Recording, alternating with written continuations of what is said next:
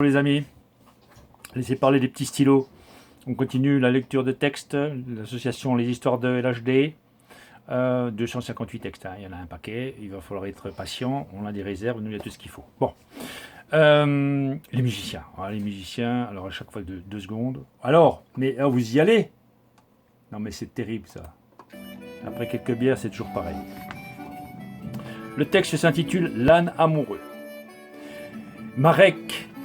Marsec était un joueur d'accordéon de la vallée des Lauzes, dans les Cévennes. Il avait pour habitude de voyager de village en village et de faire danser les villageois. Accompagné de son âne, il traversait la vallée quel que soit le temps, été comme hiver, printemps ou automne.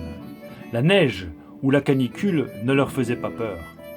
Ils aimaient ce climat rude qui nous fait apprécier la chaleur humaine. L'âne s'appelait Jo. C'était un âne très particulier, toujours de mauvaise humeur, ne supportant personne. Dès qu'il pouvait faire une ruade et renverser quelqu'un, il ne s'en privait pas. On supposait qu'il avait été maltraité par son ancien maître. Mais quand il entendait l'accordéon, alors, tout changeait. C'était comme si la musique le transformait en humain. Il se dressait sur ses pattes arrière et se mettait à danser. Les villageois riaient de voir cet âne debout, ils oubliaient ses violences et la joie remplissait le village. Marsec était fier de son âne. Mais un jour, Jo tomba amoureux.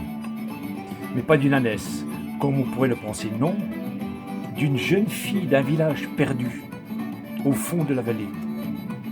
Marsec essaya de raisonner Jo, lui présentant une foule d'arguments dénonçant cet amour insensé, en vain.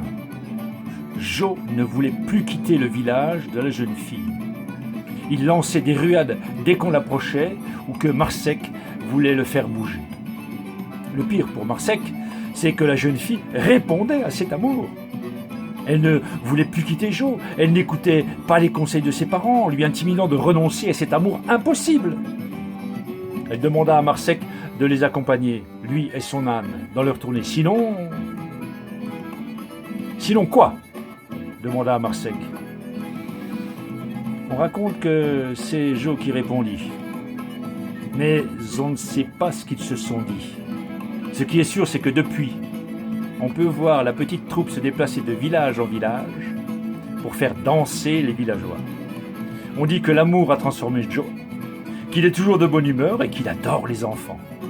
On raconte aussi que certains jours, on peut voir la jeune fille danser avec l'âne, Jo, debout sur ses pattes arrière. Du moins, c'est ce que m'ont raconté 2 lézards verts de la vallée des Lauzes, dans les Cévennes. Vous savez, ces lézards qui ressemblent à des dinosaures miniatures. Le texte est signé Las Gribouilles. Ah oui. L'accordéon. L'âne. À bientôt.